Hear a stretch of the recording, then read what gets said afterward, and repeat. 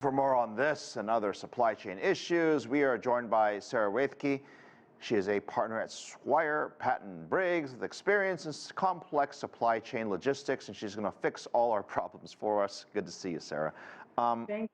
Our team, and you guys don't know this, but we have about 12 members of our business team, and they have become experts in supply chain issues. Let me start with this, the baby formula issue. Has that been resolved yet? Because I've seen some good news on that I think it's resolved, but then I hear it's not.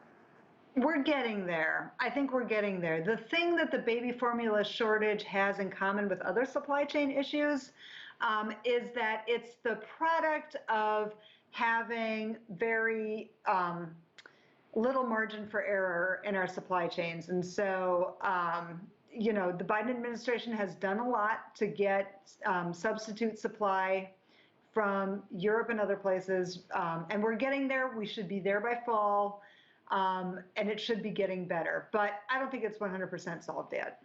All right, here's a question from one of our producers. They're talking about tampons, saying that there's a shortage in the country. What is causing all this?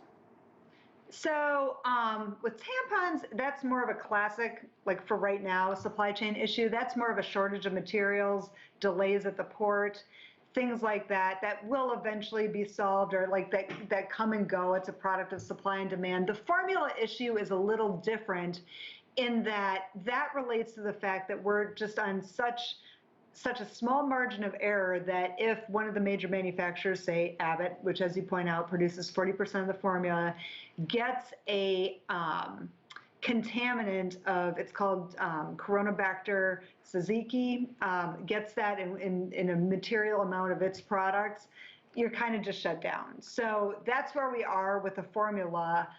But the tampon shortage is kind of like, you know, why we had shortages of like patio furniture in the beginning of the pandemic and things like that. It's just a shortage of materials. Both are fixable, both are not great in the short term, and I understand why people would be upset about each of them. You know, I remember the days when there were big warehouses with lots of stuff, and then somehow over the last, you know, few decades, we've decided that we're just going to do just in time for everything. We're going to get the stuff, we're going to make the stuff, we're going to build it and sell it, and it's going to happen within days.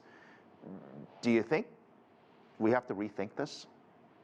So it's cliche now in my industry to say that we've gone from just in time to just in case manufacturing, but yeah, I think at least for the foreseeable future, people are rethinking it, and they should rethink it. And you know, I think things will even out, but it's not going to be in a 1 year period of time. It might be in a 2 or 3 year period of time. And surely you've noticed that the amount of crises that we're hitting as a society has picked up. So, you know, even if you think you have one port congestion emergency fixed, then there's going to be, you know, shutdowns in China. There's going to be shortages, or the United States is going to enact legislation to prohibit like different things coming in from China. So it's going to take a while, and it's not, you know, for people in our age group who have lived kind of a placid existence, I don't think you can count on that anymore. It's going to be a little chippy.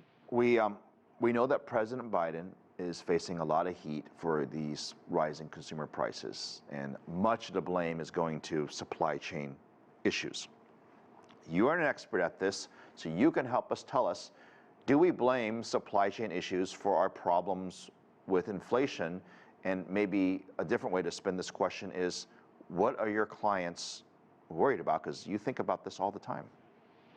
So to some degree, supply chain and inflation are related, but it's not the whole story. You know, war in Ukraine is very related to this. You know, some of the things that we did in the beginning of the pandemic are very related to this, but we're not, by any stretch of the imagination, as I'm sure you know, and your listeners and watchers know, we're not the only country right now experiencing inflation. So to blame it on one administration obviously isn't the answer. Matter of fact, we in the United States are probably doing better than almost every other country right now. So it's not that. If anything, I would say the Biden administration has controlled it and has had the bandwidth to control it well relative to its peer countries.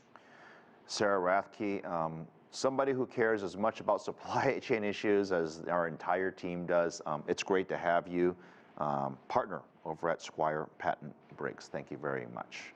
Thank you.